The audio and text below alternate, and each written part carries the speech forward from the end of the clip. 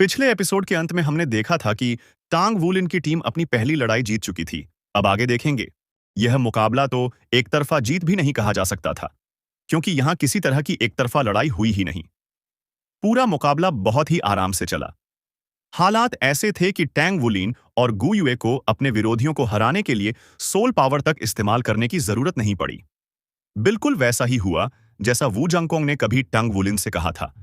सिर्फ उसकी शारीरिक ताकत ही उसके ज्यादातर हमउम्र साथियों को हराने के लिए काफी थी। वू जंगकोंग ने क्लास 4 के क्लास टीचर कोंग हानवेन की तरफ एक नजर तक नहीं डाली और ठंडे स्वर में कहा, क्लास खत्म।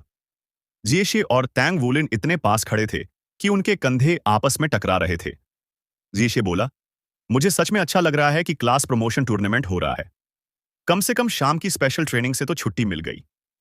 प्रतियोगिता में हिस्सा लेने वाले छात्रों को अपनी शारीरिक हालत और ऊर्जा बनाए रखने के लिए स्पेशल ट्रेनिंग क्लास से छूट दी गई थी। यही वजह थी कि जिएजे इतना खुश था। इसी समय लॉन्ग हैंगशू स्टेज से नीचे उतरा और तीनों की तरफ हैरानी से देखने लगा। पहले हुए झगड़े को ध्यान में रखते हुए उसने ही जीशिए को फर्स्ट ग्रेड की क्लास 5 में रखा था। जीसी की प्रतिभा को देखते हुए उसे क्लास 1 में जाना चाहिए था, इसमें कोई शक नहीं था। लेकिन उसके परिवार ने लॉन्ग हैंगशू से मदद मांगी थी। वे चाहते थे कि जिएशे को खुद को निखारने के ज्यादा मौके मिले। इसी वजह से आखिरकार उसे क्लास 5 में डाल दिया गया। इस वक्त लॉन्ग हैंगशू के दिमाग में बहुत से विचार घूम रहे थे। क्लास 5 पूरे अकादमी में सबसे कमजोर क्लास थी और फर्स्ट ग्रेड में उस पर सबसे ज्यादा दबाव रहता था। ऊपर से वू जंगकोंग को भी उसी क्लास में ट्रांसफर कर दिया गया था। भले ही यह ठंडा और घमंडी प्रिंस चार्मिंग अकादमी प्रशासन में ज्यादा पसंद नहीं किया जाता था, लेकिन उसकी ताकत और पढ़ाने की काबिलियत पर कोई सवाल नहीं उठा सकता था। अगर और गहराई से देखा जाए तो प्रतिभाशाली जीसी के क्लास 5 में होने से बाकी सभी क्लासों पर क्लास प्रमोशन टूर्नामेंट में और भी ज्यादा दबाव पड़ गया था। ऐसे हालात में पूरा फर्स्ट ग्रेड और ज्यादा मेहनत करने के लिए प्रेरित हुआ। यही वजह थी कि जीसी जैसे टैलेंट को क्लास 5 में रखा गया था। इसमें कई फायदे थे, लेकिन अब लग रहा था कि क्लास 5 की असली ताकत उसकी उम्मीदों से कहीं ज्यादा थी। लॉन्ग हैंगशू को यह जानने की उत्सुकता थी कि वू जंगकोंग ने इस क्लास प्रमोशन टूर्नामेंट के लिए टैंग वुलिन को क्यों चुना। उसे साफ याद था कि टैंग वुलिन का मार्शल सोल तो ब्लू सिल्वर ग्रास था। जहां तक उस लड़की की बात थी, वह शायद वही छात्रा थी जिसके लिए वू जंगकोंग अपनी गलती मानने को भी तैयार हो गया था। भले ही उसे उसकी असली ताकत देखने का मौका नहीं मिला था, लेकिन 100 साल का सोल रिंग होना ही बहुत कुछ समझाने के लिए काफी था। क्लास 5 की यह टीम सच में स्वर्ग के नियमों के खिलाफ जैसी लग रही थी। फर्स्ट ग्रेड की क्लास 1 के प्रतिभागी भी इन्हें हराने में पसीना बहा देते। अगर क्लास प्रमोशन टूर्नामेंट में कोई नीची रैंक वाली क्लास लगातार जीतने लगे तो यह अच्छी खबर नहीं होती, खासकर लॉन्ग हैंगसू के लिए, जो नए छात्रों के बंटवारे का जिम्मेदार था। इसका मतलब होता कि छात्रों का बंटवारा सही तरीके से नहीं किया गया। उसे वू जंगकोंग की बात मानकर गु युए को क्लास 5 में डालने का अब अफसोस हो रहा था। चलो बाहर घूमने चलते हैं, कैसा रहेगा? जिएशे ने धीरे से टैंग वुलिन के कान में कहा। टैंग वुलिन ने सिर हिलाया। मेरा मन नहीं है, अभी डाइनिंग हॉल में खाने का समय होने वाला है। जिएशे ने खाली नजर से उसे देखा। तुम्हारे दिमाग में बस खाना ही घूमता रहता है। टैंग वुलिन थोड़ा चिढ़कर बोला, अगर नहीं खाऊंगा तो भूख लगेगी ही। जिएशे ने कहा, ठीक है, अगर तुम मेरे साथ बाहर चलोगे तो मैं तुम्हें खिलाऊंगा। कैसा लगा? इतने दिनों से अकादमी के अंदर बंद रहना मेरा दम घोंट रहा है। ईस्ट सी एकेडमी का प्रशासन ज्यादा सख्त नहीं था, क्योंकि ईस्ट सी सिटी काफी समृद्ध था और सुरक्षा भी अच्छी थी। ठीक है। यह सुनते ही कि शीशी उसे खिलाएगा, तंग वुलिन तुरंत मान गया। असल में वह ब्लैकस्मिथ एसोसिएशन से लिया हुआ वह काम भी पूरा करना चाहता था, जिसे उसने एक हफ्ते पहले लिया था। एक सेकंड रैंक फॉर्जिंग टास्क पूरा करने पर टांग वुलिन को 10,000 से 30,000 फेडरेशन कॉइन्स मिल सकते थे। पिछले कुछ महीनों में वह कुल मिलाकर 1 लाख फेडरेशन कॉइन्स जमा कर चुका था। उसके लिए यह बहुत बड़ी रकम थी। अगर यही रफ्तार रही तो जब उसे दूसरे सोल रिंग की जरूरत पड़ेगी, तब तक वह 100 साल के स्पिरिट सोल के लिए काफी पैसे जमा कर लेगा।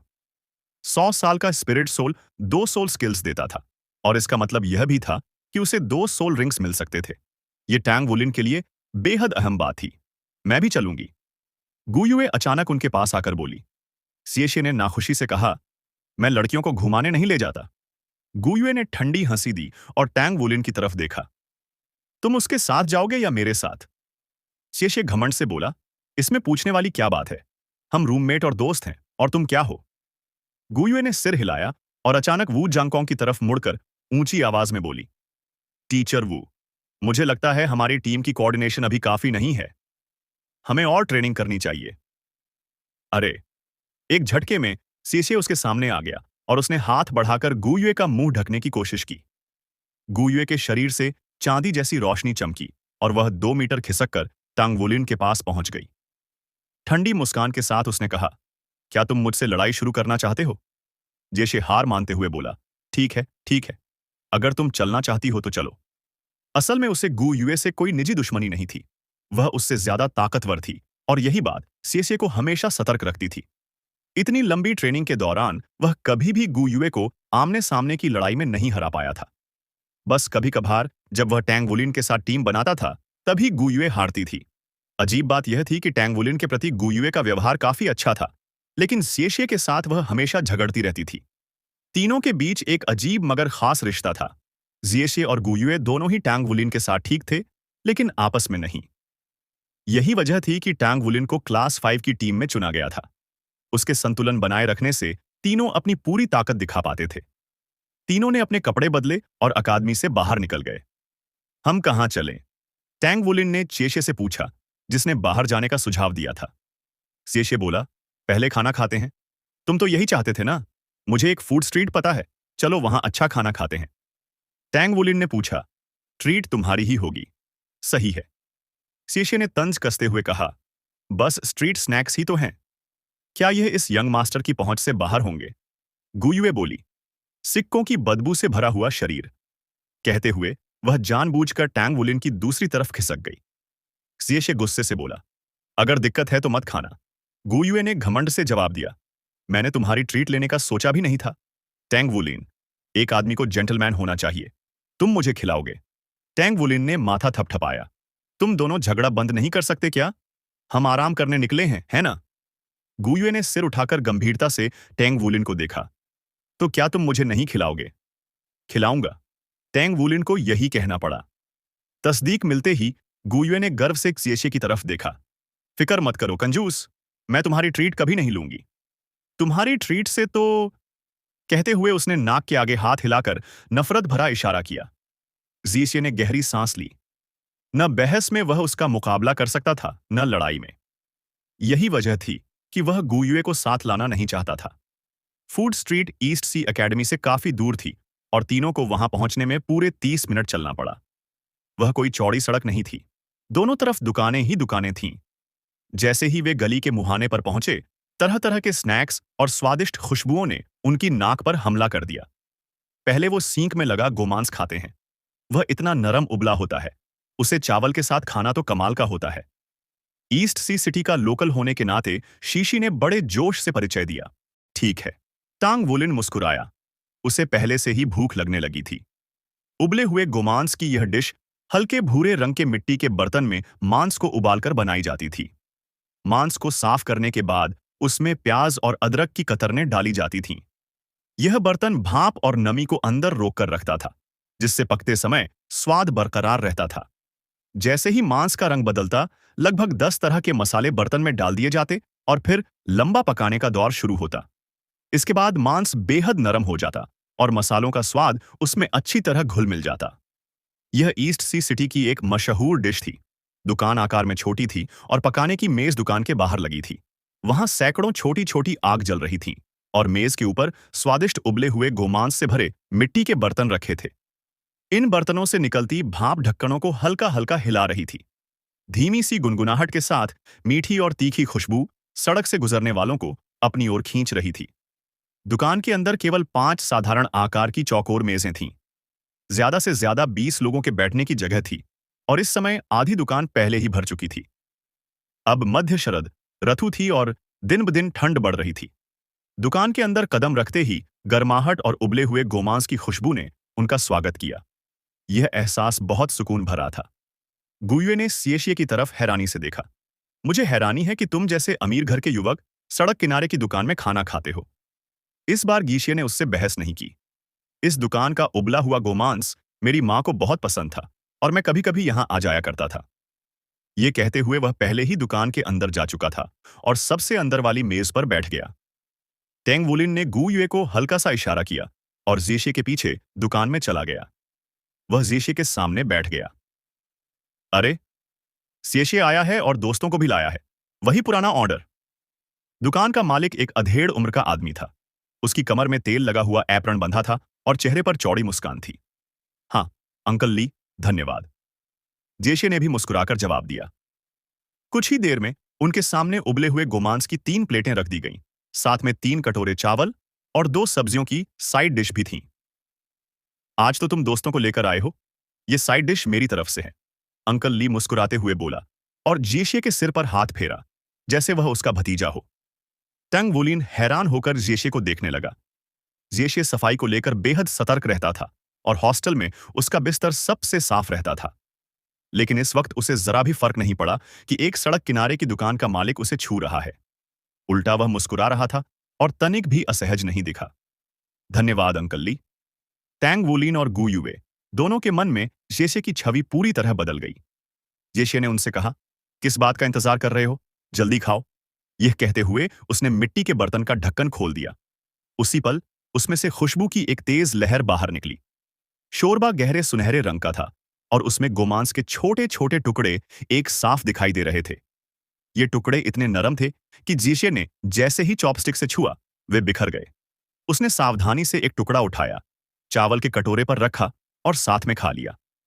उसके चेहरे पर संतोष झलक उठा। टेंग वुलिन तो पहले ही सब्र खो चुका था। उसने भी जेशे की नकल करते हुए खाना शुरू कर दिया। यह तो बहुत स्वादिष्ट है, उसने तारीफ की, क्योंकि वाकई स्वाद लाजवाब था। गोमांस और शोरबे की तेज खुशबू में ताजगी और नमकपन का बेहतरीन मेल था, जिसे चावल और भी बढ़ा रहा था। यह एकदम परफेक्ट था। गुइयू ने भी एक कौर लिया और मुस्कुरा उठी। यह दुकान छोटी थी, पीली सी धुंधली रोशनी और पुराने फर्नीचर के साथ। लेकिन यहां का खाना हैरान करने वाला अच्छा था। गोमांस, शोरबा, साइड डिश और चावल, इन चारों ने मिलकर खाने वालों को गर्माहट और सुकून दिया। पिछले 3 महीनों की स्पेशल ट्रेनिंग के दौरान उन्हें कभी भी ऐसा पल नहीं मिला था।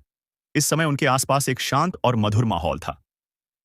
अंकल ली, 10 और सेठ ले आइए, जेशे ने हाथ हिलाकर कहा, क्योंकि वह किसी एक की खाने की ताकत अच्छी तरह जानता था। टैंग वुलिन ने झेंपते हुए सिर खुजाया। धन्यवाद। क्या? जेशे ने सिर उठाकर टैंग वुलिन को देखा। टैंग वुलिन ने मजबूर सा चेहरा बनाकर कहा, तुम्हारा नाम ठीक नहीं है। मैं तो बस तुम्हें धन्यवाद कहना चाहता था। जेशे फीकी मुस्कान के साथ बोला। उसकी आंखें थोड़ी लाल हो गईं। यह नाम मेरी मां ने रखा था। उन्होंने कहा था कि यह नाम उन्होंने उस चीज की याद में चुना था जिसके लिए वह आभारी थीं। उनकी जिंदगी की सबसे अच्छी बात पिता से वह अचानक हुई मुलाकात थी, लेकिन इस वक्त उसका चेहरा थोड़ा पीला पड़ गया और उसने चॉपस्टिक को और जोर से पकड़ लिया। तुम्हारी मां? टैंग वुलिन ने संभलकर पूछा। वह जानता था कि जेशे का परिवार अमीर है, लेकिन यह पहली बार था जब उसने उसके परिवार की बात सुनी थी। जेशे ने होंठ भींचे और बोला, पिता दिन भर हमेशा व्यस्त रहते थे। मां बहुत बीमार थीं, तब भी वह घर नहीं आए। जिंदगी के आखिरी पलों में मां बस एक बार पिता को देखना चाहती थीं, लेकिन वह बहुत देर से आए। मैं उस रात को कभी नहीं भूल सकता। मां के आंसू और उसकी आंखों में पछतावा, जब उनके हाथ की पकड़ मेरे हाथ से छूट गई। मुझे उनसे नफरत है। मुझे उनसे नफरत है और मुझे अपने नाम से भी नफरत है। अगर वह अचानक मुलाकात नहीं होती तो मां को। यह कहते कहते जीसे मेज पर झुक गया। इस जगह पर ऐसा लगा जैसे शीशे ने वह सारी ठंडी और घमंडी परत उतार दी हो जो उसने पहली मुलाकात में ओढ़ रखी थी। यह पहली बार था जब उसने अपने दिल की बात किसी से साझा की थी। उसी समय अंकल ली उबले हुए गोमांस के नए बर्तन लेकर उनके पास आया। बर्तन रखते हुए उसने आह भरी। यह बच्चा बहुत ही बदकिस्मत है। इसकी मां इसे अक्सर मेरी दुकान पर लाती थी, लेकिन मां के जाने के बाद यह अकेले ही यहां आता रहा, सिर्फ यादों के सहारे। उसे दोष नहीं दे सकते। आज इसे दोस्तों के साथ देखकर मुझे बहुत खुशी हो रही है। इतना छोटा है, फिर भी दिल पर इतना बोझ उठाए हुए है। अगर हो सके तो इसकी मदद करना।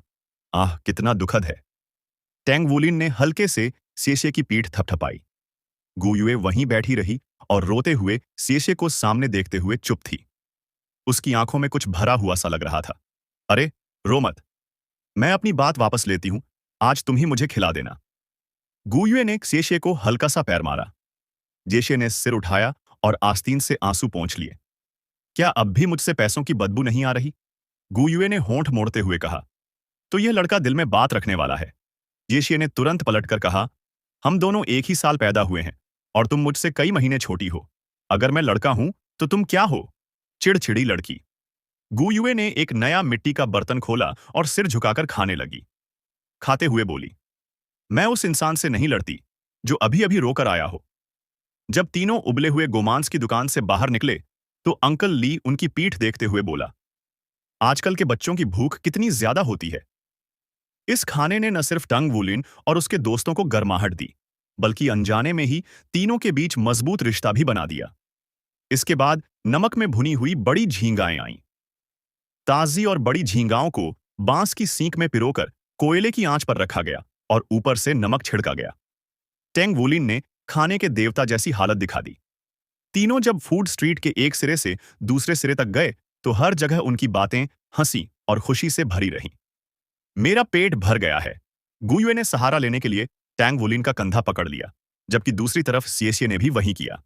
टैंग वुलिन मुस्कुराया। अगर भूख ज्यादा नहीं है तो खाने के इस देवता की नकल मत करो। जिएसिए ने आंखें घुमाई। कौन सा खाने का देवता? तुम तो बस खाने के शौकीन हो। जब मैंने पहली बार तुम्हारी भूख देखी थी तभी यह कहना चाहता था। टैंग वुलिन ने ठंडे लहजे में कहा, चलो फिर खाते हैं, आखिर पैसे तो तुम दे रहे हो। सिएसिए चौंक कर बोला, अभी भी जगह बची है। क्या इस आदमी ने पूरी गाय के बराबर खाना नहीं खा लिया? टैंग वुलिन ने गर्व से कहा। हाँ। अरे, वो सामने क्या है? गुयुए ने अचानक उनकी बात काट दी। टैंग वुलिन और सिएशिए ने सिर उठाकर गुयुए की नजर का पीछा किया। फूड स्ट्रीट के मुहाने पर हलचल मची हुई थी और कई लोग वहां इकट्ठा थे। वह जगह उबले हुए गोमांस की दुकान की ही लग रही थी। चेशे को थांग वुलिन से बहस करने का मन नहीं था, इसलिए वह जल्दी से आगे दौड़ पड़ा। टैंग वुलिन और गुयुए उसके पीछे पीछे ही चल सके। तुम लोग ऐसे नहीं कर सकते। बिल्कुल नहीं। इसी से तो मेरा गुजारा चलता है। उनके पास पहुंचने से पहले ही तीनों ने अंकल ली की आवाज सुन ली। शेषे सबसे आगे था, इसलिए वह जल्दी ही भीड़ को चीरते हुए अंदर पहुंच गया। स्ट्यूड बीफ की दुकान के बाहर रखा हुआ खाना बनाने का टेबल उलटा पड़ा था। जमीन पर टूटे हुए कई जार बिखरे थे और उनमें से बीफ का शोरबा बह रहा था। गरम भाप और मांस की खुशबू पूरे माहौल को और भी अस्त व्यस्त बना रही थी। अंकल ली दुकान के दरवाजे पर गिरे पड़े थे। उनके मुंह के कोने से खून बह रहा था और एक आंख सूजी हुई थी। उनके चेहरे पर दर्द, अपमान और बेबसी साफ झलक रही थी। दुकान के सामने 3 हट्टे कट्टे आदमी खड़े थे। इन तीनों में जो आगे खड़ा था वह गंजा आदमी था। ठंड के मौसम के बावजूद उसकी छाती नंगी थी और उसकी दोनों बाहों पर ड्रैगन के टैटू बने हुए थे। बाकी दोनों भी काफी लंबे चौड़े थे और उनके सख्त चेहरे देखकर ही समझ आ जाता था कि वे अच्छे लोग नहीं हैं। सरनेम्ड ली, समझदार आदमी हालात के हिसाब से चलता है। इस गली में ऐसा कोई नहीं है जो प्रोटेक्शन फी देने से मना करे, लेकिन तुम हर बार कोई ना कोई बहाना बना लेते हो। क्या तुम्हें लगता है कि अगर तुम्हारा स्ट्यूड बीफ इतना स्वादिष्ट न होता तो यह डैडी तुम्हें कब का यहां से हटा चुका होता? अब बेकार की बातें बंद करो और आज ही पैसे निकालो। अगर नहीं दिए तो आगे से यहां दुकान चलाने का ख्याल भी मत रखना।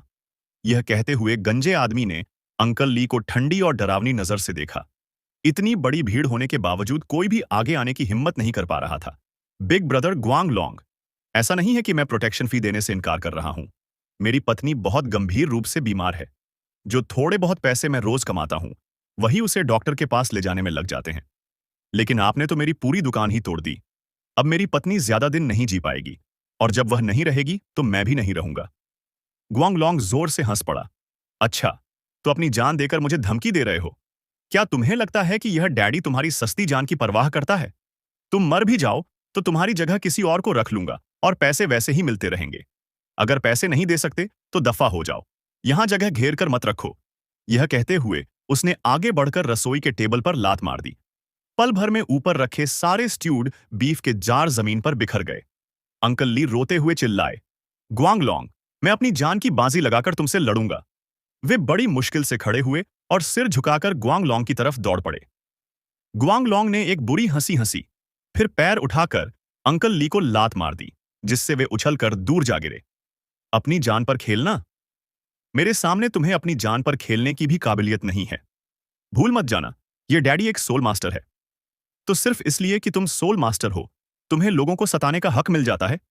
भीड़ के बीच से एक गुस्से भरी आवाज आई जब टैंग वुलन, गु युए और जियशे आगे बढ़े। जियशे तुरंत अंकल ली के पास पहुंचा और उन्हें संभाल लिया। टैंग वुलिन ने गुस्से से ग्वांगलोंग को घूरा।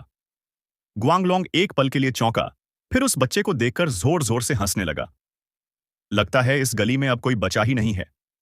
अब तो एक बच्चा भी मेरे रास्ते में आने लगा है।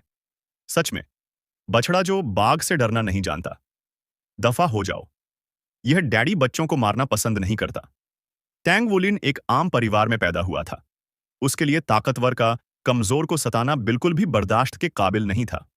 वह बड़े बड़े कदमों से ग्वांगलोंग की तरफ बढ़ा और बोला, तुम अंकल ली के साथ ऐसा कैसे कर सकते हो? क्या तुम इंसान भी हो? ग्वांगलोंग ने ठंडे स्वर में कहा, क्या दया खाई जा सकती है? वह अपनी पत्नी के लिए कमाता है, तो क्या मुझे अपनी मां के लिए कमाने की जरूरत नहीं है? ईमानदारी को भूल जाओ। जल्दी से यहां से निकलो, बच्चे। मेरे काम में रुकावट मत डालो। इतना कहते ही उसने हाथ उठाकर टैंग वुलिन के कंधे को धक्का देने की कोशिश की। टैंग वुलिन की आंखों में एक चमक आई और उसने पूरी ताकत से उस हाथ पर घूंसा मार दिया। एक जोरदार आवाज हुई और ग्वांगलोंग पीछे की तरफ लड़खड़ा गया। टैंग वुलिन खुद भी चौंक गया। यह आदमी अचानक पकड़ा गया था, फिर भी अपने शरीर को संभाल पाया। इसकी ताकत वाकई कम नहीं है। ठीक है, बच्चे, लगता है तुम्हारे अंदर सच में ताकत है। ग्वांगलोंग ने फिर से अपनी बड़ी हथेली फैलाई और इस बार टैंग वुलिन के दोनों कंधे पकड़ने की कोशिश की। उसकी मांसल बाहों पर बने ड्रैगन टैटू उभर आए, जो उसे और भी डरावना बना रहे थे। टैंग वुलिन की सबसे बड़ी ताकत उसका मार्शल सोल नहीं, बल्कि उसकी शारीरिक शक्ति थी। उसने फिर से घूंसा मारा। एक और भारी आवाज गूंजी, लेकिन इस बार टैंग वुलिन पीछे हट गया। उसे ऐसा लगा जैसे ग्वांगलोंग की हथेली तांबे से बनी हो। अपनी जबरदस्त ताकत के बावजूद वह कमजोर पड़ गया और 2 कदम पीछे चला गया। ग्वांगलोंग भी हैरान रह गया। उसने उस पकड़ में काफी ताकत लगाई थी, फिर भी उस बच्चे के घूंसे की शक्ति से उसका शरीर कांप गया और पकड़ चुक गई। अच्छा है, लड़के, तुम्हारी ताकत मजाक नहीं है। ग्वांगलोंग एक कदम और आगे बढ़ा और फिर से टंग वुलिन को पकड़ने की कोशिश की। उसी पल टंग वुलिन के दाहिने हाथ से ब्लू सिल्वर ग्रास की एक लता निकली और पल भर में गुआंगलोंग को जकड़ लिया। बाइंड तुरंत इस्तेमाल हुआ। गुआंगलोंग के पैरों के नीचे की जमीन अचानक नरम हो गई और उसे ऐसा महसूस हुआ जैसे वह उसमें धंस रहा हो। वह अपनी पूरी ताकत लगा ही नहीं पा रहा था। तभी एक आकृति हवा में उछली और उसके कंधे के ऊपर आकर रुकी। एक डैगर उसके गले पर टिक गया। पिछले 3 महीनों से टैंग वुलिन, गु युए और चिएशे ने एक दूसरे के साथ खास ट्रेनिंग की थी। अब वे एक दूसरे को पूरी तरह समझ चुके थे। जैसे ही उन्होंने देखा कि टैंग वुलिन ताकत में पिछड़ रहा है, गु युए और जिएशे ने तुरंत साथ मिलकर हमला किया। लाइट ड्रैगन डैगर अचानक गले पर महसूस होते ही ग्वांगलोंग पूरी तरह चौंक गया। ब्लू सिल्वर ग्रास वापस खींच ली गई क्योंकि टैंग वुलिन और जिएशे दोनों को खुद पर पूरा भरोसा था। अंकल ली से माफी मांगो और नुकसान की भरपाई करो। अगर नहीं किया तो मैं तुम्हें मार डालूंगा, जिएशे ने बेहद ठंडे स्वर में कहा। अंकल ली जैसे नेक इंसान को पिटता देख उसके दिल में गुस्सा भर गया था। जल्दबाजी मत करो छोटे भाई, आराम से बात करते हैं। किनारे खड़े दोनों हट्टे कट्टे आदमी अब जाकर हरकत में आए। ऐसे गंदे मामलों में समझदारी जरूरी होती है। अगर चाकू पकड़े वाला कोई बड़ा होता तो वे इतने नहीं डरते। आखिरकार ज्यादातर लोग किसी को मारने की हिम्मत नहीं करते, लेकिन बच्चे इस मामले में अलग होते हैं। कम उम्र की वजह से वे अक्सर नतीजों के बारे में नहीं सोचते। जिएशे ने ठंडे स्वर में कहा, तुम जैसे कचरे से बात करने का कोई फायदा नहीं है। अंकल ली के नुकसान और इलाज के पैसे दो, वरना मैं इस गंजे को मार दूंगा। गुआंगलोंग अचानक हंस पड़ा। छोटे बच्चे, तो तुम एक रिंग सोल मास्टर हो। क्या तुम्हें लगता है कि इतने सालों से मैं बिना किसी काबिलियत के इस गली पर राज कर रहा हूं? क्या ऐसे ही प्रोटेक्शन फी वसूल करता रहा हूं? कर दो। मैं भी देखना चाहता हूं कि तुम मुझे कैसे मारोगे। जिएशे सन्न रह गया। उसकी उम्र में वह अभी मौत से न डरने जैसी बातों को पूरी तरह समझ नहीं पाता था। इससे पहले जब उसने मूसी को धमकाया था तो वह तुरंत झुक गई थी। लाइट ड्रैगन डैगर गुआंगलोंग के गले पर और जोर से दब गया, लेकिन किसी को मारने के ख्याल से शीशे का हाथ कांप गया। गुआंगलोंग के लिए उसकी नफरत इतनी बढ़ चुकी थी कि वह साफ सोच भी नहीं पा रहा था। जब उसने डैगर और नीचे दबाया तो जीशे ने महसूस किया कि गुआंगलोंग की गर्दन बहुत सख्त है। लाइट ड्रैगन डैगर आगे कट ही नहीं पा रहा था। सावधान, टैंग वुलिन ने समय पर चेताया। तभी गु युए ने गुआंगलोंग की तरफ एक फायरबॉल फेंका।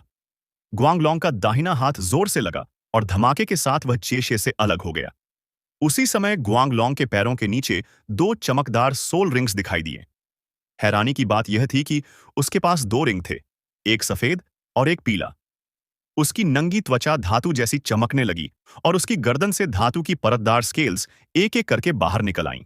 केशे ने गुआंगलोंग के घूंसे की सीमा से बाहर पलटी मारकर खुद को पीछे किया।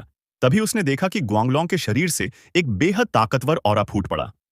दो रिंग, सोल ग्रैंड मास्टर। इस आदमी की ताकत सच में रैंक 20 से ऊपर है और यह एक two ring soul grandmaster है। गुआंगलोंग के दोनों कंधों के ऊपर दो छोटे स्पिरिट सोल्स दिखाई दिए। एक मिट्टी जैसे पीले रंग की छिपकली थी, जबकि दूसरी धातु जैसे स्लेटी रंग की छिपकली थी, जो पहली से साफ तौर पर थोड़ी बड़ी थी। सोल मास्टर्स के बीच सिर्फ एक सोल रिंग का अंतर भी बहुत बड़ा होता है। चाहे सोल पावर हो या सोल रिंग्स, रैंक या रिंग में थोड़ा सा भी फर्क बहुत मायने रखता है। इन सोल रिंग्स के प्रकट होते ही गुआंगलोंग का शरीर एक पूरा चक्र और बड़ा हो गया। उसकी मांसपेशियां बेहद ज्यादा उभर आईं और उन स्केल्स की वजह से उसकी त्वचा पूरी तरह मेटल ग्रे जैसी दिखने लगी। उसका रूप पहले से कहीं ज्यादा खतरनाक हो गया। मुझे उम्मीद नहीं थी कि तुम बच्चे भी सोल मास्टर्स हो, तभी तो मेरे काम में टांग अड़ाने की हिम्मत कर रहे थे। लगता है अब तुम्हें इस डैडी की असली ताकत दिखानी पड़ेगी। यह कहते हुए उसने जोर से अपना दायां पैर जमीन पर पटका और सीधा टैंग वुलिन की तरफ उछल पड़ा। वुलिन, सावधान! गुयुए घबराकर चिल्लाई। उसके हाथ से रोशनी फैल गई जब उसने गुआंगलोंग के पैरों के नीचे की जमीन को नियंत्रित करने की कोशिश की। लेकिन जैसे ही गुआंगलोंग ने अपना मार्शल सोल रिलीज किया, उसके पूरे शरीर की गुणवत्ता ही बदल चुकी थी और वह और भी डरावना हो गया था। वह आसानी से उस दलदली जमीन से निकल आया जो उसके पैरों के नीचे बनी थी। जब गुयुए ने उस पर एलिमेंटल अटैक किया, तो उसकी सख्त त्वचा ने उसे भी आसानी से झेल लिया। क्या इसका मार्शल सोल सच में इतना शक्तिशाली है? यह कोई साधारण सोल ग्रैंड मास्टर नहीं लग रहा। इसकी सोल पावर शायद रैंक 25 से भी ऊपर है। गुआंगलोंग का मार्शल सोल दरअसल आर्मर्ड ड्रैगन था, जो लैंड ड्रैगन का एक प्रकार था। लैंड ड्रैगन्स ताकत और डिफेंस में माहिर होते हैं और ऊपर से गुआंगलोंग को जन्म से ही डिवाइन स्ट्रेंथ मिली हुई थी। दूसरे शब्दों में कहें तो वह शारीरिक ताकत में टांग वुलिन से भी ज्यादा था। इस समय गुआंगलोंग अपना first soul skill armoured body इस्तेमाल कर रहा था, जिससे वह गुयू के हमलों को रोक रहा था। जहां तक शीशी के लाइट ड्रैगन डैगर की बात थी, वह उसकी रक्षा को भेद ही नहीं पा रहा था। एक बनाम 3 होने के बावजूद गुआंगलोंग की ताकत ने टांग वुलिन की पूरी टीम को दबा दिया था।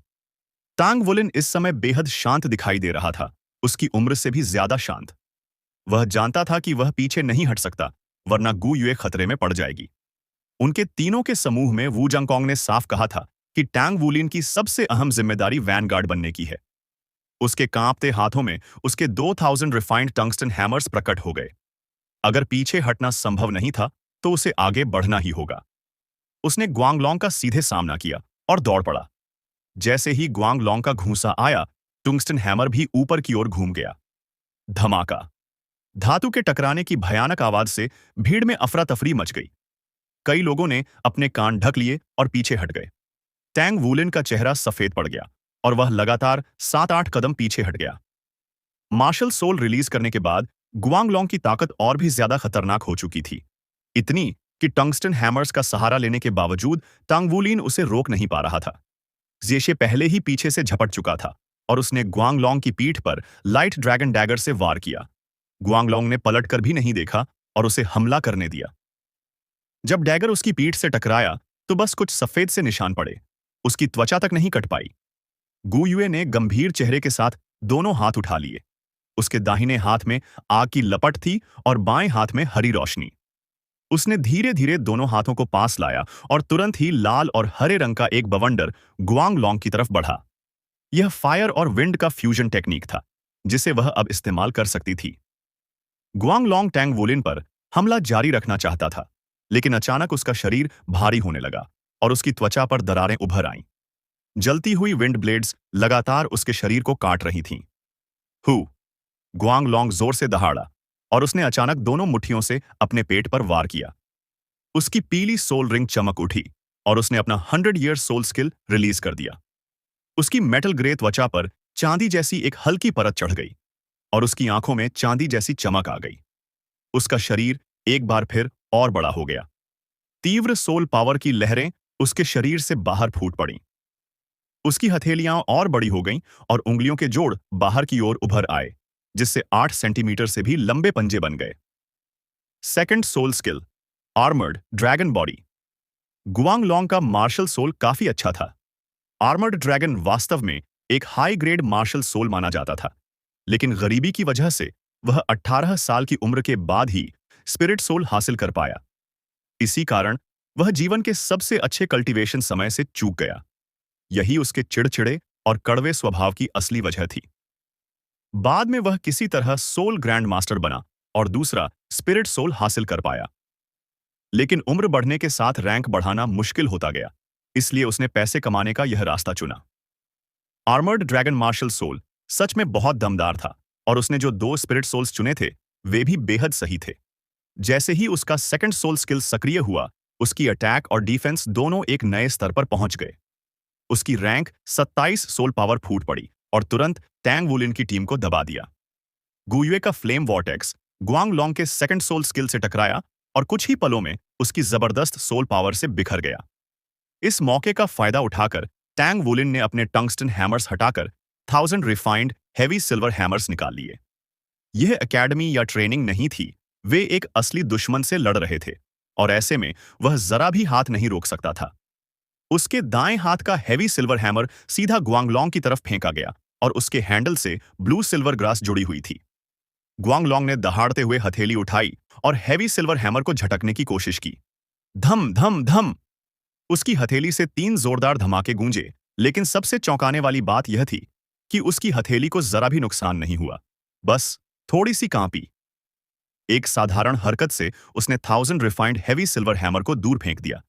कितनी भयानक ताकत! वह स्टैक्ड हैमर्स इफेक्ट की शक्ति को भी दबाने में कामयाब हो गया था।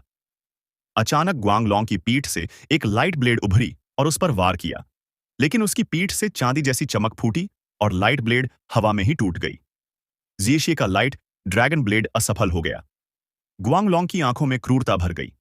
उसने पैरों में जोर लगाया और फिर से टैंग वुलिन की तरफ झपटा। इस बार वह पहले से भी ज्यादा तेज था। टैंग वुलिन ने ब्लू सिल्वर ग्रास को खींचा, जो फेंके हुए हथौड़े से जुड़ी थी, और साथ ही बाएं हाथ का हथौड़ा घुमाया। धमाका! हथौड़ा और पंजा टकराए। एक भयानक ताकत का झटका टैंग वुलिन के शरीर से गुजरा। उसने दर्द से कराह निकाली और उड़ते हुए स्ट्यूड बीफ की दुकान की दीवार से जा टकराया। उसे बस इतना महसूस हुआ कि एक तेज ऊर्जा उसके शरीर में घुस गई और उसके पेट के अंदर वार कर रही थी। वह मुश्किल से खून की खांसी रोक पाया। वुलिन! गुयुए चिल्लाई। पल भर में वह टैंग वुलिन के सामने आ गई और गुआंगलॉन्ग का पीछा रोक दिया। एक तेज रोशनी का गोला फूटा, जिससे गुआंगलॉन्ग की आंखें चौंधिया गईं। जियेशी भी सामने से घूम आया। लाइट ड्रैगन डैगर हाथ में लेकर उसने कई लाइट रेस छोड़ी। खुशी की बात यह थी कि उन्होंने स्पेशल ट्रेनिंग में वू जांगकोंग का अनगिनत बार सामना किया था। ऐसे दबाव में वे बिल्कुल भी घबराए नहीं थे। गुआंगलॉन्ग ने अपनी बाहें फैला दी। उसने जियेशी के हमलों की बिल्कुल परवाह नहीं की और गुयुए को पकड़ने के लिए झपट पड़ा। इन 3 बच्चों ने उसे पूरी तरह भड़का दिया था। गुयुए ने अपने सामने मिट्टी की दीवार खड़ी की, लेकिन गुआंगलॉन्ग ने उसे तुरंत तोड़ दिया।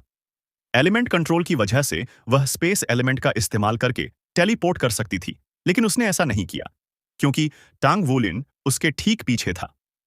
उसी पल गुयुए को अपनी कमर कसती हुई महसूस हुई और उसका पूरा शरीर ऊपर उठ गया। 2 ताकतवर बानहों ने उसकी कमर पकड़ रखी थी। उसी समय टैंग वुलिन की आवाज गूंजी, लेट मी फेस हिम। तो चलिए इस वीडियो को यहीं समाप्त करते हैं।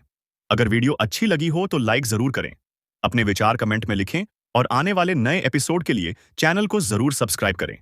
अगले वीडियो में फिर मुलाकात होगी। धन्यवाद।